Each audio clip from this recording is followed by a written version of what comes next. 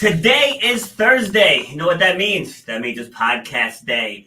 And it's not just any podcast day. This is episode number 250. It's a milestone episode. This is Shut Up and Grind. We are all about overcoming obstacles. We're about defying the odds and inspiring you, our loyal audience, to clear whatever is blocking your path to what you want to get out of this life. If you're joining me over on YouTube, please subscribe to the channel. If you're joining me on either of my Facebook pages, please like and share, because you don't want to keep this good information to yourself. If it's your first time joining me, I challenge you to stay all the way to the end, because each episode we drop golden nugget after golden nugget after golden nugget. I get asked all the time, who was your favorite guest? And I always say the next one, because everyone that comes on shares a unique experience. And today I have another storyteller with me. And so we're going to go through and we're going to discuss how to not let others write your story. But quickly, going to pay some bills real fast. So if you would like to support the show, for us up here in the cold weather states, we got hoodies in the store, shutupandgrindgear.com. Okay, that's shutupandgrindgear.com. And I have another version here where it says it never gets easier, you get stronger. So if you want to support the show, you can do so that way. Again, shutupandgrindgear.com. So let's get into the topic. And helping me with this conversation is Graceann Bennett. How you doing? Hello. Good. I'm great. She's like, hello. Where you joining me from? I am in New York City today. I live in Chicago, but I'm in New York City. New York City. What brought you there? There's an Adweek conference, and my daughters live here. So. Oh, okay. Gotcha. Little business, little family recharge. I like it. Yeah. Mm-hmm. Okay. How many kids do you have? I have 3 kids. I have 2 girls and a boy. So. Awesome. Are they all in New York or just your daughters? Well, my daughters are in New York, and then my son's in Chicago. Okay. And I've lived in both places, New York and Chicago, and I'm from LA. Gotcha. Are you in the heart of the city? Yeah. Well, right now she's at Columbia in graduate school studying social work. So we're up in the 125th Street and Broadway. And then my daughter's all the way in Brooklyn. Okay. Clear of the borough. So LA, Chicago, and New York, you managed to live in the 3 biggest cities in the country. What was that like? Yeah, it's exciting. There's a lot of stuff going on, just got to dodge a little bit of crime, traffic, things like that. But it's good. Dodge a little bit of crime. I know that's not funny. Just the way you said it. It was very funny. Yeah, you got to be savvy, but I'm better with like that, figuring that out than like living in the wilderness. Like a bear could get you could fall off a cliff. There's like danger everywhere. True. But I can take the urban jungle, so I'm good. Love it.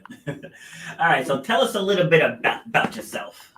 All right. You talked about storytelling, and you do stories yourself. So I grew up in Southern California, and I was always interested in brands and how like someone drives a Mercedes, or they wear like Vans slip-ons or Nikes, or like, I was always paying attention to kind of how people told their own story or told you a little bit about themselves by all the choices that they made in terms of what they bought. Yes. And Southern California was big into that because there's a lot of people kind of on the superficial symbols. So I thought, how do people like navigate that? And then I grew up a practicing Mormon. So that was like a conservative religion. And then you go to Sunday school and all these things, and you're getting stories all the time, so. True. And some of the stories I thought, okay, this is a good story. This might help me be a better person, have a better life. And some of these stories I'm like, this is not a good story. Or the boys were getting a different story from the girls. And I was like, I don't know about that. So it always kind of just little like, I don't know about these stories. But I ended up, going into the storytelling business and advertising. So I was a big ad exec in New York and Chicago, running places like Ogilvy, Burnett, doing famous campaigns for like Coke and Pepsi, and the Dove campaign for Real Beauty, and worked on UPS, Guinness, Jack Daniels, like all these big brands. So you kind of understand how we tell stories to people to get them to buy things. And then as a Mormon, I'm like listening to all these stories in terms of how they get us to buy into the religion. And so this was always trying to decipher. And I realized, like, kind of later in life, I would call myself a late bloomer in certain ways. I was like, wait a minute, some of these stories that I'm like, I am not buying into this. And so I got to get myself out of it. And I felt trapped in like certain beliefs or certain systems. And so I started, I repositioned the Mormon Church. So I did the advertising for the Mormons, and I had to sell my own religion. And then I realized, I'm like, oh, I don't really necessarily want to buy exactly what they're selling. So I left and I got out of the religion, and I started doing yoga, and I started to kind of do like different things of different kind of practices. And I lost 30 pounds. I got like my whole old self back. But I realized, like, because I was buying into a story that I didn't really believe in, that I was just buried in like extra weight, all this like guilt, anxiety. Like I was just living a life that I didn't really feel in my bones was right. And it was crazy that I couldn't even I was buying into the story when I sell stories for a living. Why am I not figuring this out? And then when I did all the marketing for it, I had to deconstruct the religion and think about, like, what are they selling me? What do I get? Is this working for me? And do I really believe it? And it's only through like marketing my own religion that I figured out how to like get myself out of that story, and I stopped buying it. That's awesome. So you said a lot there, and I was over here taking notes, but I want to circle back before I get into what you just directly said. Hmm. So when you were in school, in high school, what did you see yourself doing as a career? Yeah, when I was in high school, I feel like this answer is relevant. Yeah. When I was in high school, I wanted to be, well, a fashion designer or a therapist, but that was one thing. And then in college, I started thinking I wanted to go and do international branding or the psychology of like marketing. So kind of it shifted into that because but yeah, a lot of times, as a young age, what's your true self. So the thing is, like, back to the stories and who I really am. When I was a young girl and I was in high school, even in college, when I was really the true me, and I was like lit up, and I was following what lit me up, and I was kind of going for it. And that's what I wanted to be, fashion designer and a shrink. So now I'm a brand therapist. And a shrink. See, I asked that question because I kind of figured your answer was going to be somewhere around there. Like I knew therapist was going to be one, just from you saying the way you watched people and looked at the way they presented themselves tells some of their story. And so I kind of figured it was going to be along those lines. And so before I dive into this in the next part, because I feel like we can spend probably the rest of the episode talking about this, is that you bought into a story that you didn't really believe in. And I feel like so many people have this issue. I myself had that issue back when I was a restaurant manager.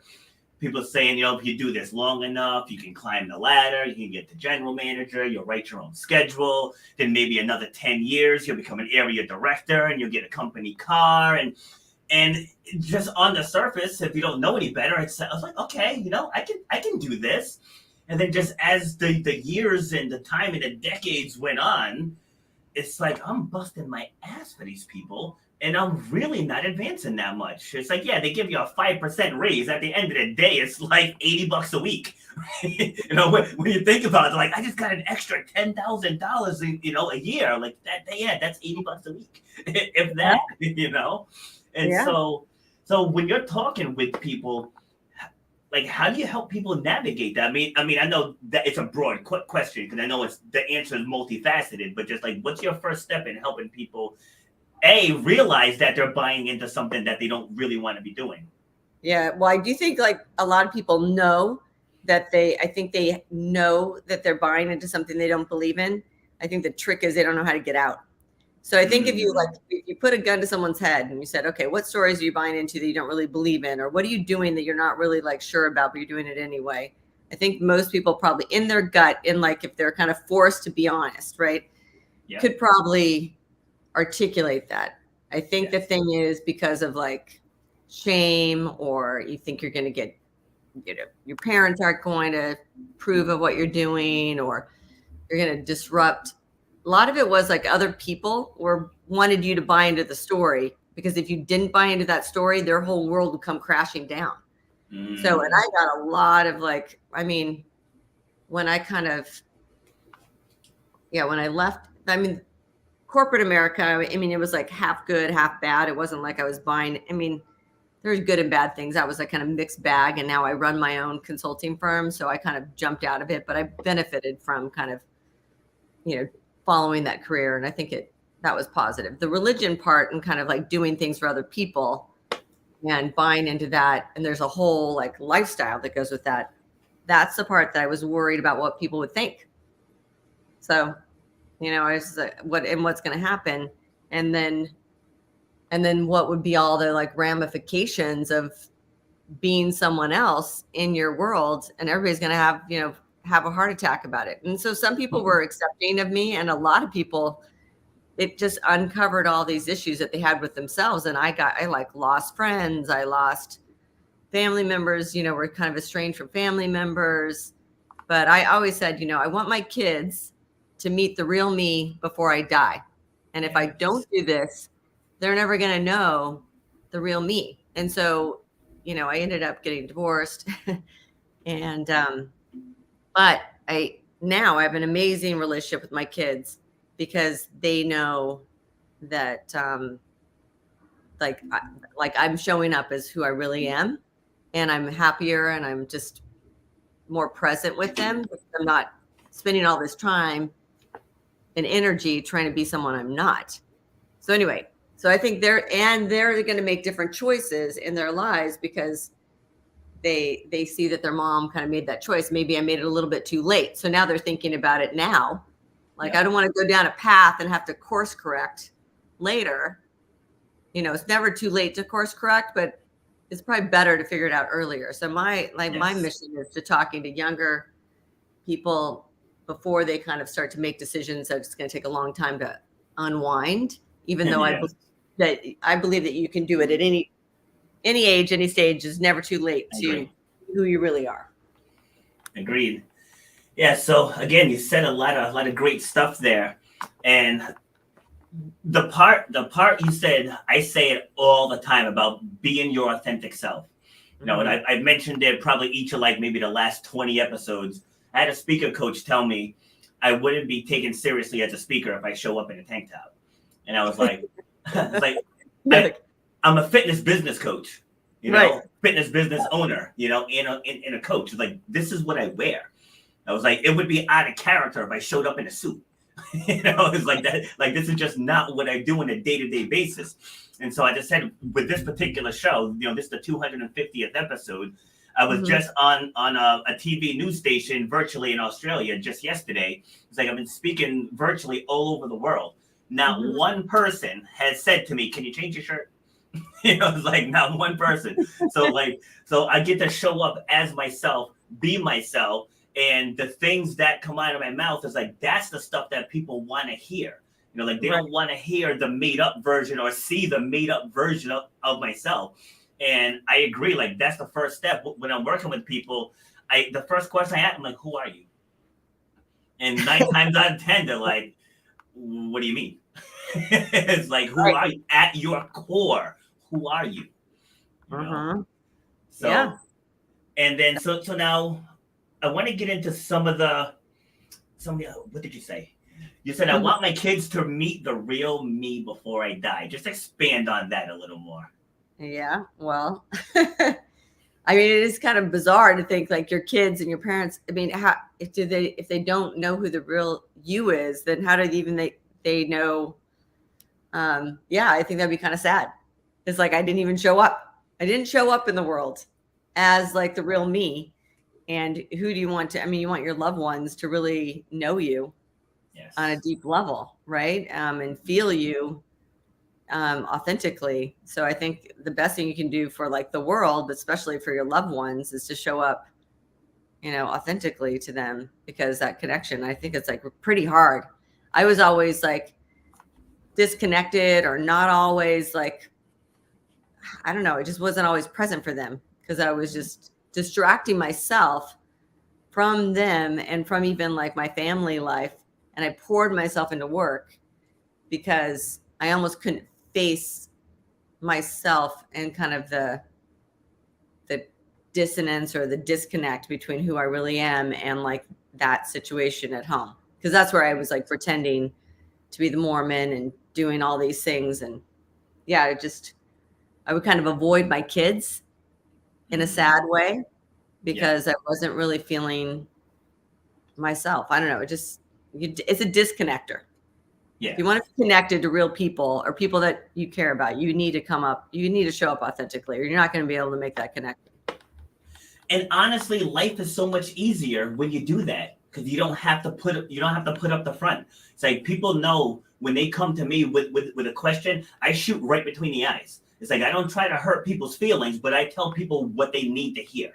Not what's going to make them feel good. Or, it's like if you're coming to me with a certain problem, I'm going to give you the answer. Like someone said to me the other day, why is this so hard? I'm like, because you're inconsistent. You don't put forth enough effort. If you showed up more and you put forth more effort, this would not be difficult. And she was like, ouch. Well, you asked me that this is why you're struggling. But people know that about me. And the one I said that to, she actually just popped on the stream.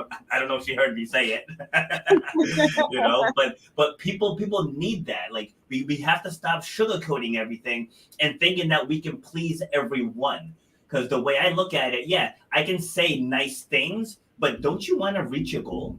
It's like if I can get you to your goal, how is that going to make you feel? So let's cut out all the fluff and do what needs to be done and get you to your goal. Hence the name, Shut Up and Grind.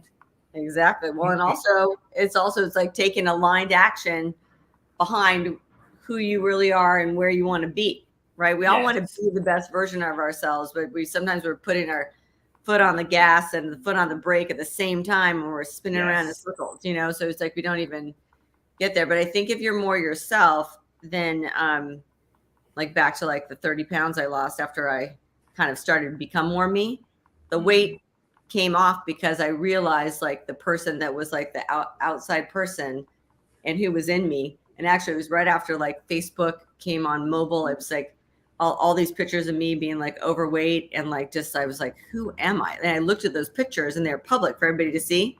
Mm-hmm. And and I said, this isn't even really, I was like, holy crap, like this is not me. And then I got finally when I said I need to align with my true self, and I kind of got clear on that. And my true self was like more of a badass and like was in shape. And I was always like an athlete and all these things. And I was like, I got to get back to the true me. So then I was shut up and grind towards the real me and motivated because I finally paid attention and recognized that the real me was not, I wasn't the real me. Anyway, so and then it gets you in line and you can get a lot more accomplished and you're a lot more motivated when you tap into that. See, and I'm glad you just said that because I had this conversation just this morning with a new member at the gym. We were talking about goals and she was just talking about all the things that she doesn't want anymore. And I said, stop right there. Like we're going to reframe this. Like as humans, we have a fight or flight response. I said, right now, you're talking about running away from things. Like when you're running away from things, at some point, you're going to get exhausted. That's what happens. And when you get exhausted is where you start falling off track and you start slacking. And the next thing you know, you're right back to where you were. I said, you want to run towards something. Towards something. I said, so what is it that you want? And then when you just said that, I was like, perfect. So because I told her with me, people think just because I'm a fitness coach, I just love to work out all day long. No, I don't. I don't enjoy working out. I like doing it. I can do it, but I'm an athlete. So that's my run towards. Even at 48, I still play a whole host of sports. And I'm still pretty competitive. And I know if I don't train, I'm going to lose that. So my run to outweighs my run from big time. And that's what keeps me inspired to get up and do it every single day. Yeah. And that's also good, like with failure or different things that happen. Like I'd always, if I've had something that, because I've had like political stuff that's happened in my career, got kicked out of my company by some woman who was like backstab. I mean, the horrible stuff that goes on. Yes. But I remember a friend of mine said, you just got to look forward. And I was like, okay, because you got to focus on that. Otherwise, you're just going to get like dragged into that whole thing. And it just is not helpful at all. Right. Yeah. Forward is better. Yeah. See, and so again, this is called how to not let others write your story. Yeah. So what do you say to someone when they come to you first and they say, I feel like I'm living for someone else? Yeah. Then you just say, well, what, but you get it, like, what's the motivation of why you're living in someone else's story? Yeah. And what is, and it also show that there's some agency in what you choose. Like, brands we're trying to sell. If I'm trying to sell you Coca-Cola or Pepsi or a Volkswagen car versus a BMW, like, I want you to buy my car. I want you to buy my soda, and there's, who are the people that want you to buy that story? Like, well, do you believe that story? Do you really believe that story? And you have to really interrogate that, like, in what part's true or not true, and what's going on there, and who told you that story, and why are you holding on to this story? Is it for yourself or is it for someone else? And then you have to like get them, and then back to like people judging you, or, then you have to get at that and say, okay, well, is that going to be the end of the world if you don't buy into the story? And can you handle like only like less people liking you, but the right people liking you? Bingo. And you gotta like, and that will happen. Like, some people will not like you. A lot of people won't like you. I when the skinnier and the better shape I get, I have people that like me less. Yeah. And I have other people who are like, I want to hang out with you. You're a winner. You're a winner and you're cool. And like, you take care of yourself. I take care of myself, total respect. Or even if I get more successful with my career and I'm doing something that's like amazing, like speaking at a conference or, achieving something, building my business. The winners are like, I want to hang out with you. You're awesome. You're cool. And they don't get threatened by it. And then other people are going to be like, you make me uncomfortable. You make me feel bad about myself. You make me feel like, I don't know, a million things, but you don't need those friends. You need, yes. I mean, how much time do we have in a day? We don't have that much time in a day. We can't hang out with all these people. But the biggest liberating factor was, especially for people that are buying into stories they don't believe in, is you just have to say, you got to be okay with your approval rating amongst everybody not being as high as you want it to be. It's fine. It's like, who do you get approval from, or who are you attracting? And the most important thing is approval rating from yourself. Yes. See, yeah. And that's a perfect spot for me to jump in, because right now at this moment, the back of my shirt says I'm awesome. Right? and so now you get people who are like, I love that. I love that you're wearing that. And then you get other people like, if you were really awesome, then you would let other people tell you, and you wouldn't have to tell yourself. And to that, I always say, I don't need other people to affirm me. Right.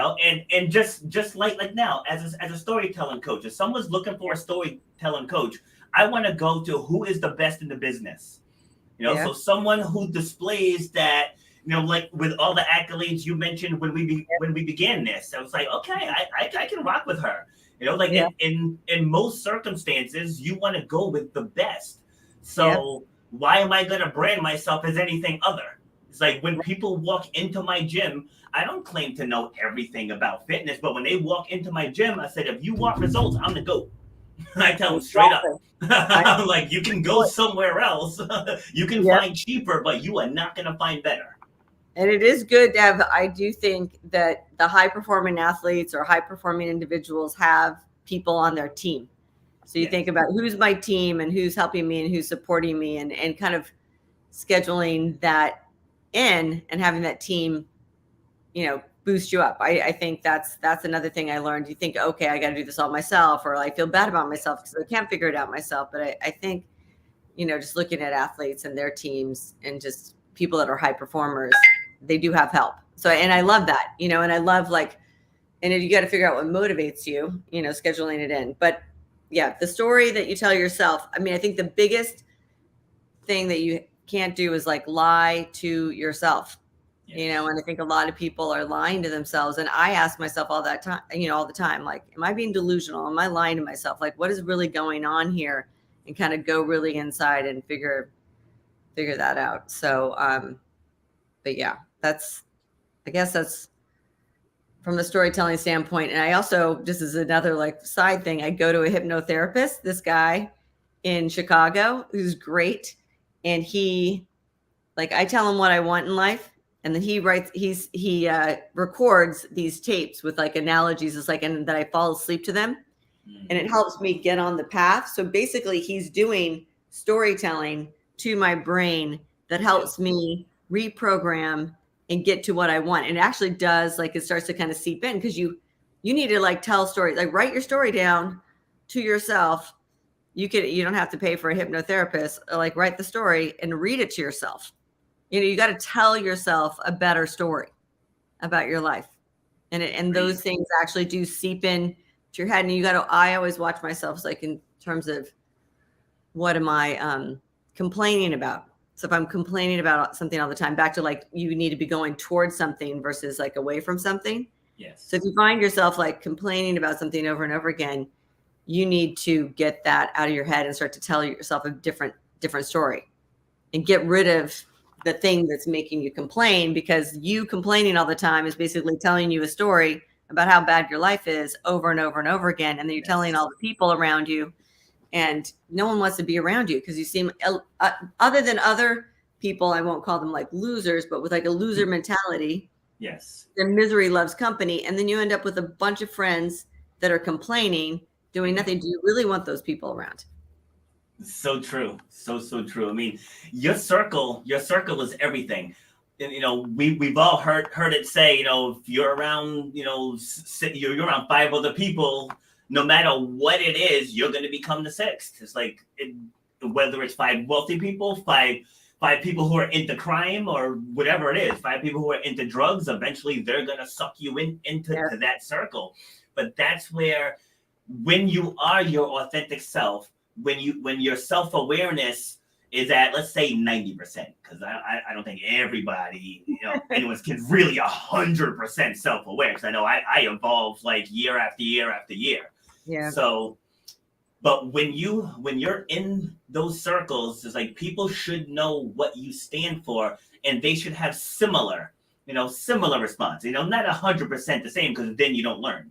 Because you want to be able to learn from your circle as well.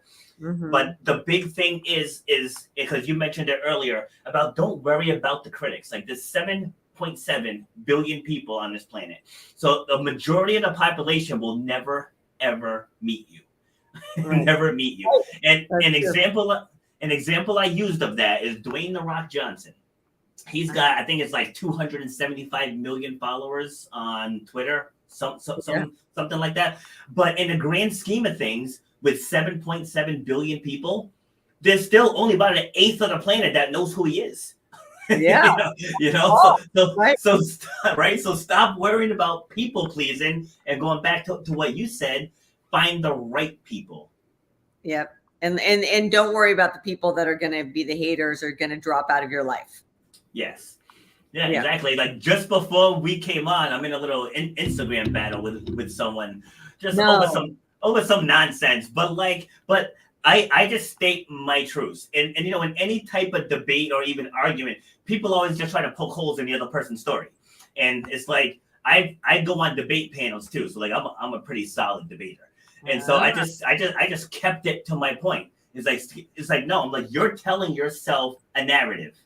Right. I'm telling you facts. Like, there's a difference here. It's like, stay to the facts. And I just shared that because where it's relevant, when you're telling yourself your own story, people they're telling what they think the other people want to hear, versus the just be the true you. Like you said, you went through a divorce, and now I know, I've been through it myself. Sometimes things can get messy, and when things get messy, don't be afraid to tell the messy parts. Because those are the parts that people can learn from. Like, I'm in a group with divorced men. on Facebook. And a lot of times it's just them bashing their ex-wives. And then I'll have to come in with the harsh truths. Yeah. You guys contributed to the breakdown of the relationship. Like even if it was she did this and she did that, okay, what was your role in her taking that path? It's like you always got to reflect back inward. Like, where did I go wrong that allowed this to happen? Sorry, I'm in New York City, so they're like construction outside. So sorry. Okay. No, it's okay. But I do think like even some of the things also when you're worried about people that you might lose a friend or, whatever, if you buy into a different story that they don't believe in, because everybody has like their own belief system. Yeah. But you might be cutting them free in a positive way, and they might find something else that's like back to the marriage, a better suitable person. And then you kind of gave that person a gift of not being in a relationship that wasn't aligned or resonant with them. Yes. Or if you leave a job, like back to your career, you might, my boss is going to be mad and who's going to take over my hours or but you're like a gift to so many more people as a coach and as a business coach and a fitness coach that now you're sharing more with the world, and that person might find someone better for the job. So like, we always think like no one's going to recover if we change our story or we like buy into a different story and we're true to ourselves and we kind of change our belief system, starting with ourselves. Yes. We're like worried, everything's going to crumble around. It's like, no, they're going to fill that job and that corporate job, and they'll give someone else a 2% raise every year. And it doesn't have to be you, and they'll get over it. Like we think the whole world's going to come crumbling down. It's all, it's going to work itself out. Exactly. I always tell people, the outside world will survive without you. Like that company will survive without you. Like when people come into the gym, we're in mid class and they step out to answer their phone. I was like, the outside world will survive 45 minutes for you to focus on yourself. Like my phone, I was telling people today, like some of you have been with me for years. You've never once heard my phone ring. Never once. Like I keep it on silent all the time, and I decide when I check in with the outside world. And then the first thing people always say, well, what if it's an emergency? Like I'm 48 years old. I haven't had that many emergencies in my lifetime. That needed me to drop has it happened? Yeah, but it's very few and far between. I said, and even still, if it's an emergency, okay, so when I find out, I'll take action. But it's like I'm not gonna wait all day long waiting for an emergency. So like it goes back to the story you tell yourself, and that running towards first versus running away. Like having yourself readily available for everyone else means that you're not zeroed in on the things that you want. Well, it's good to be loyal, but you got to have self-loyalty as well. Go ahead. Well, it's true. And there's a lot of ways to tell your story just coming from like the business and advertising. So if I'm to sell a Volkswagen or sell Coca-Cola, like we're sitting in the back room, like, okay, how are we going to do this campaign? How are we going to get more young people to like our, Coca-Cola, or how am I going to get more people to drive the Volkswagen? Mm-hmm. We're coming up with like a million different ways to tell the story about the Volkswagen. Like, what are we going to talk about? We're going to talk about, it's like you feel the road and it's like it's for the love of driving, or it's for like people that, it's like there's a million stories and it's still like in one, like, and actually like true facts. So we're trying to persuade people, and there's a million ways to tell the story. So it's like, if you're like caught up in your head, and you're like living your life and you're like on repeat loop with like one story that you keep on telling yourself. Yeah. I can just tell you from being in the business, there's 1,001 or 1,000,001 ways to tell a story for like one thing. So you just got to get creative, like sit down and write it down, because and take an outside perspective and kind of look at your life and go, okay, maybe there's a different way to look at this versus like being so like stuck in your head. So take a step back and look at it, and then do some creative writing and like go write it a different way. I mean, some people are better than others. I can write 1,000,000 stories. Maybe some people are less creative, but also you can ask your friends, like, how do you see my life? Because someone might think, oh, their life sucks. But then like a good friend would say, well, if you look at it this way, like you're not actually even seeing everything. You're just kind of like really focused on this like negative part. But if you look forward and look at this, and you kind of look at the story this way, yeah, some of your good friends might see your story in a much more positive way than you might see your story. So that can be helpful. See, and that's why working with people like us is key, because I'll talk to people and I can pick out things that they didn't even realize was a powerful statement. I mean, I do it during these podcasts. Like, people will say stuff and I'll jot it down really quick. And I'm like, you just said something very profound. And they're like, oh, it's like, because it just rolls right off the tongue. So, you know, to you in your world, that could be something basic. I'm not saying you, just people in general. Like, it could just be something basic, but it's like, whoa, I don't even think you realize what you just said. It's like, we could do an entire speech around that one topic. Like, really? It's like, yes, really. You know, so going back to what you said about writing it down, and then I always encourage people to just expand on it. Okay, so this happened to you. What was the first step? Like, what was your first thought? What was your initial reaction? Then how did that make you feel? Then what was the first action you took? And just break it down like that, step by step by step. And then from that interaction, there's so many different directions we can take that story in. To your point, like, it doesn't just, like, you know, everyone knows this show started because I had a knee injury where I was told I would never run a jump again. And I've told that story, speaking to business owners, you know, because it's about resilience. It's about overcoming obstacles. It's about defying the odds. I can speak to it about confidence. Like, I could have took that doctor's diagnosis and that would have just sunk my own confidence. So the fact, I'm like, if I can come back from this, that's a hell of a story, you know? Yeah. And so it's all about defining you. Going back to what we discussed earlier, I was like, who are you at your core? When you step into that, that's when you're going to show up authentically.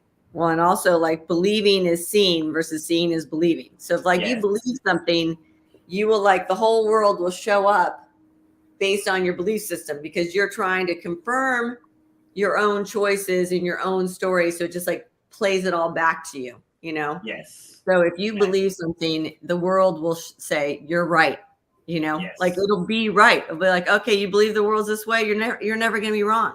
So you have to have a belief system, and then the world will start showing up in a much different way based on what you believe to be true. And so, because like you said, there's billions of people on the planet. There's like a billion things happening all at once around us, and what we believe in our heart and soul is what shows up in our view, because it has to filter it out somehow. So you got to, like, change your core belief system for the world to start showing up. And I always say, like, I have a million lives and there's a million selves within us, you know, and and back to authenticity, I think you could show up in the world as a different version of yourself and it's still authentically you, but it could be like a better version of you that lives within you, you know? So, like, you can get to, like, I think about, like, you know, who I am now and who I was before. I'm like, that's a different version of me. So it's not always getting back to something that's core. You can evolve to a different iteration of yourself. And then when you have that person, the whole world shows up in a different way. And sometimes I feel like when I did some of the major transformation in my life, I remember I was landed in LaGuardia, and I was going over the bridge to Manhattan, and I was in the car and I was talking to someone. I was like, you know what? I feel like I live on a different planet. Like, I'm on a different planet now. Like, this doesn't even feel like the same world that I used to live in. I feel like I'm on a different planet. Yes. And because of how I see myself and how I, like, worked on myself and got, like, some of my belief systems in place that serves me better, that the whole world changed. Like, there's a million planets on Earth right now based on how you show up. So yes, love it. One of the biggest stories out there is U.S. politics, right? And not to make this take a turn, but I, like, especially on Twitter, I see all the time, the world is so divided. The world is so divided, or this country is so divided. Like, when I go to the mall, I don't see that. When I go to the grocery store, I don't see that. When I go to the playground, I don't see that. When I go to sporting events, I don't see that. You don't see people just fighting and wrangling about politics. They fight about it on Twitter. Twitter is not a real place.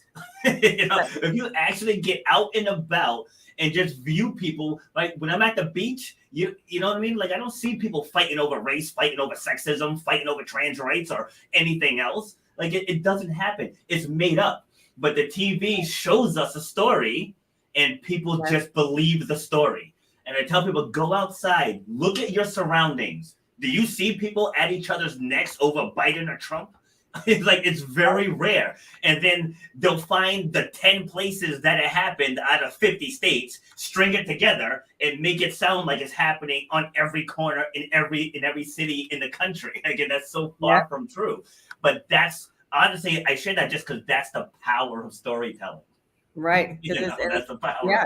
And you're buying into that over and over again. You're not exposing yourself to different ideas. And then you kind of just view the world through that lens. And then you're paralyzed, right? In fear, anxiety, all those things. Yeah.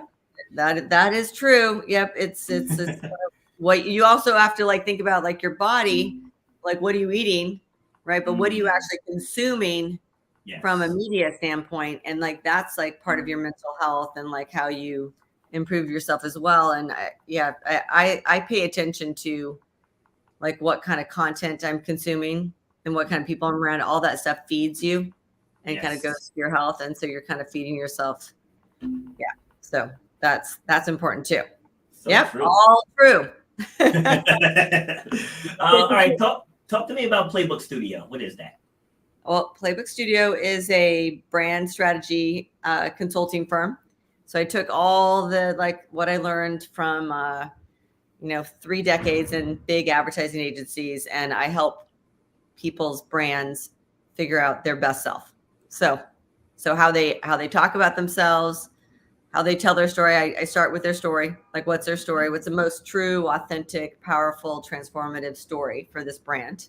Mm-hmm. And then it translates into how they show up on a website, or how they show up in design, how they show up authentically across everything that they do. Because if they're coming from their most powerful narrative, and we can kind of get to that essence, because people say a lot of things, but they don't actually get down to what's at the core. And then I help them take aligned action behind that and show up authentically and powerfully as their best self as a brand. So that's what I do. You do it for people. I do it for brands. Yeah. Yes. Let me ask you this. Do people's about sections bother you? Yeah. Like on their websites? Because I read some, and honestly, this is how I got into the whole storytelling thing. I've been speaking for a long time, but I transitioned to storytelling when everything shut down in 2020. And I started joining these different mastermind groups. Because the gym is closed. I may as well learn something. And I just knew, you're going through these masterminds, and people were really bad at telling what they do.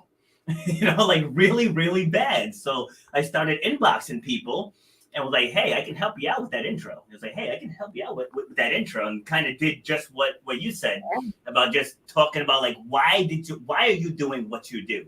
And and they'll get into the heart of it. And some of them had really heartfelt stories. I'm like, that should be in your about section. It's good that you have all these certifications and degrees and all these letters after your name that nobody knows what that means, with the exception of other people in that field, with doctors or even with trainers, so CPT and CSCS and NPT. We know what that means. The client coming in that wants to lose 20 pounds, she has no idea what any of those letters mean, so it's speak to the passion, speak to your journey. It's that's what's going to pull people in. Do you agree with that? No, I do. I think people tell very complicated stories, and they just throw a lot of facts at people. Yes. And too much information, and and they don't talk to the actual human on the other side of the piece of the communication. Yes. So you have to think about when you're telling your story, it's okay, well, what's in it for me? Everybody's thinking, they call it with him. What's in it for me? WIFM, with him. And most people so, and if you don't get to what your audience is kind of looking for, that's reading about you, and they can't see how you can maybe help them get to what they want and tell a concise story, and they just barrage them bullet points and facts and degrees and all this stuff that no one cares about. So But true. everybody cares about themselves. So you better be talking to someone versus like blah, blah, blahing about yourself. Yeah. Yes. Yeah, and that's why I titled this one, how to not let others write your story, because people are gonna see that and be like, that's me. Like that's me. I need to check that one out. And it's well, like just like you said, it's all sales, it's all marketing. Right? It's all marketing. If I just said I'm gonna have Graceann Bennett, who's done this and wrote this book and did this and did, people would be like, so but if you get into oh yes, exactly. Your true power lies in your story. That's it. Like, where's your power? And you got to find your power, and it can't be a million things. You got to go like, why do I exist on this earth? I mean, we do that with brands all the time. Like, why do you exist? Versus like, what do you sell? We don't say, what do you sell? Like, why do you exist? What's it like your reason for like making the world a better place or helping people in somehow? Like, how do you, like, what is your role in kind of the world, and what do you exist to do? And not all the little like bullet points, not bullet points, and then people buy on emotion. So what's that emotional narrative? And that's like when you're authentic and you're kind of being more vulnerable and telling your real story, then people connect, like you shouldn't be afraid of that. Yeah. And like, even with podcasts or, like online shows, unless you're a celebrity, you just can't use your name. Like, I'll see it all the time, like the Robert Lyons show. It's like, dude, nobody knows who you are. It's like, that's why I was like, my name is in my title, but it starts with shut up and grind. So you can at least get an idea of what this is about. So like, this is about, no excuses, put the work in. You can at least have a premise to just put, the Brady Powers podcast. Mm-hmm. Like, okay. Give me more. It's like people need information thrown at them. It's like, that's true. It's like I've pitched people and they booked me solely because of the name. Like they didn't even know anything else that I stood for. They're like, I saw the name and knew I had to talk to you. Yeah, because that's an idea, and that's like something people can relate to. And you're like, stop complaining, grind. Get in there, do the work. You're going to be better. Like David Goggins, you kind of remind me of him. Have you read his book? David Goggins. Not his book, but I've seen a lot of his stuff on YouTube. Yeah, I listened to his audio book, but that was just like, whoa, then that's like a shut up and grind kind of guy. You're like, okay, I don't have anything to complain about, like, let's just do this, because no one wants to hear a complainer, blah, blah, blah, you got to like, and it's just, so for people, but some people might not like shut up and grind because they might just want to not be that way. That's fine. You don't have to be for everybody. Yeah. Exactly. Yeah. Like I had someone else on. We would talk about fitness, and she's a phenomenal trainer. She's got a great following. But I told her, I said, see, I invited you on this show just to let people know it's not one size fits all. Like, there are some people that need my style. Like, if you're too caring, too giving, too lenient, they're not going to get the results that they need. And vice versa. I might be too overwhelming for some people that need a more empathetic approach. So like I had her on, we vibed really well in the episode. It's like, I said, we both get people results, so since the purpose of showcasing you was to let people who are in my circle, who maybe they're intimidated to work with me, maybe they'll work with you. There we go. You never know. Yes, like that's what it's about. Right. And everybody has different methods of getting there. So you just got to, and again, back to like an abundance mentality, and like the right people will find you, because you don't really want to attract by like making some squishy message over there. Like, that you don't, part of branding is like, you want to attract the right people to your brand that are going to like be happy that they bought the brand because you got the right people. So you could try to get more people or say things that aren't as true, and then, I had a yoga instructor and she was doing candlelight yoga class, but it was like a superpower yoga class. And she's like, well, no, this is just it's like a power yoga class with candles. And I'm like, well, you can't advertise it as candlelight yoga and then make us like sweat. And like all the music is like boom, boom, boom, boom, boom. And we're just like in the zone of like candlelight yoga. It's like, okay, you got to like either say what it really is, power yoga, with candles as ambiance, or you got to sell it the right way, because then people aren't going to be happy. So like part of it is, go ahead. Sorry. Right. No. Yep. Yeah, no, I was just gonna say, because when you said that, I went to like gentle, soft music, So yeah, like that's the picture that was painted in my mind. So you're right. Like words do matter. They do matter, and like that's why, again, like when you're telling your story, you're writing your story, you're like sending out a little signal that's like pulling people towards you. You're just like beep beep beep. So I just help people get the like signal to track the people that are going to like get them, like them. And, again, back to like billions of people on planet Earth, you only need, there's only so many hours in the day. Yes. You can't take on all the clients. I can't take all of the clients on. Nope. That's so true. So before we bring it down, because I just realized what time it is. We're like, that's how you know we're having a good conversation. There we go. So I just had an article published last week where I gave four steps to stop making excuses and to establish a sustainable fitness routine. And my second point was words matter. It was about that. And like I did a video about your butt, B-U-T. It's like what you say after the but is what resonates in your subconscious mind. So if people say, I want to lose 20 pounds, but it's going to be hard. But it's going to be hard is what they focus on. But if you flip it and you say it's going to be hard, but I'm going to lose 20 pounds, it just rings completely different. So like words matter. The order that you say the words matter, and all of those things contribute to your story. Because like when people always ask me, they're like, "Are you a trainer?" I say, "No, I help people get out of their way." Like that's my response, because that's what it is. Like I'm not training you. You're not a dog. It's like I'm helping you unclutter. Like I said it in my intro, I'm helping you unclutter what's in your path. So it's like if your path that you want to get here, we're going to take away that I don't have time, that I don't have money, that I have kids, that I have this. Like we're going to move all that stuff to the side, and we're going to formulate a plan for you to get down this road. It's like that's the shut up and grind style. There we go. I like it. There we go. Action is like, I always say, like the dread is worse than the doing. Yes, it's true. So, I love that.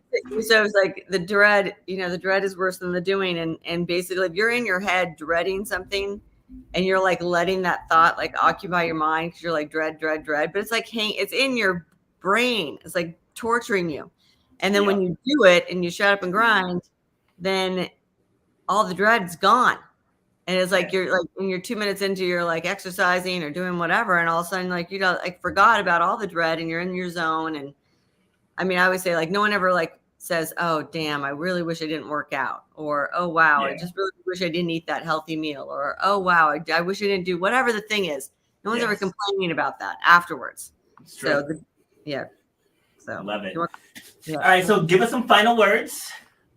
Let's see. And let people know where they can find you. Okay, final words. Well, I'm here.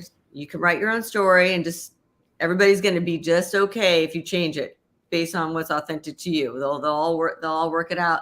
They'll work it out eventually. So don't be afraid of that. Just it's worth it in the end. And then you can find me if you want to tell. I mean, I work with mostly brands, so they're trying to tell the brand story. I'm working with some individuals that have like personal brands, but if they want to get in touch with me, they can check me out at playbook.studio. So it's www.playbook.studio instead of .com. It's entries on there on how to up-level your brand. That's a good one. I spent a lot of time kind of thinking about that. Be helpful. And they can find me. But go there and then you can find all the links. Or graceannbennett.com. That has more links to where you can find me. So either graceannbennett.com or Playbook Studio. And and if you have any questions, you just want to bounce an idea, whatever, just reach out, and it'd be great to hear from people.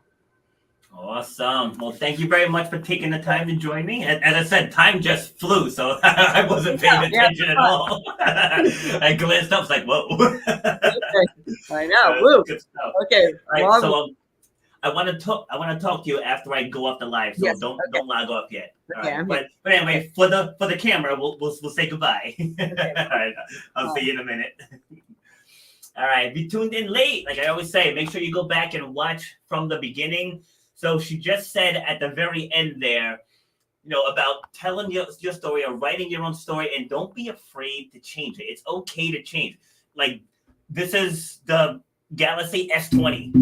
I'm sure the S1 would still work just fine, but they find ways to improve, and there's nothing wrong with you finding ways to improve as well. Like you can believe one thing today, you might believe something completely different next year. It's okay. If it aligns with your true, authentic core values, run with it. Don't worry about the haters. Because I tell anyone that hates on me, I don't even really see it because I'm too busy focused on inspiring people. So I'm not worried about defending myself to anyone who may not like what I have to say. And that's one of the number one reasons why people don't tell their stories. And Graceann mentioned it earlier about shame, other people, letting your parents down. Block all that noise out. This is your life. It's your life to live, and you get to decide how you view the world. You get to decide how you view yourself. And so don't be afraid to display that true, authentic self and do it in a powerful way. And then the right people that you need are going to show up in your life. That's my mic drop, and I will see you guys on the next one. You've been listening to Shut Up and Grind. We hope you've gotten some useful and practical information from this show. Robert has over 20 years experience pouring his knowledge and expertise at many events in the service and fitness industry, as well as secondary schools and universities. He has a true passion for helping others break through the barriers that are holding them back. To book Robert B. Foster to speak or to reach out, go to robertbfoster.com. Till next time, shut up and grind.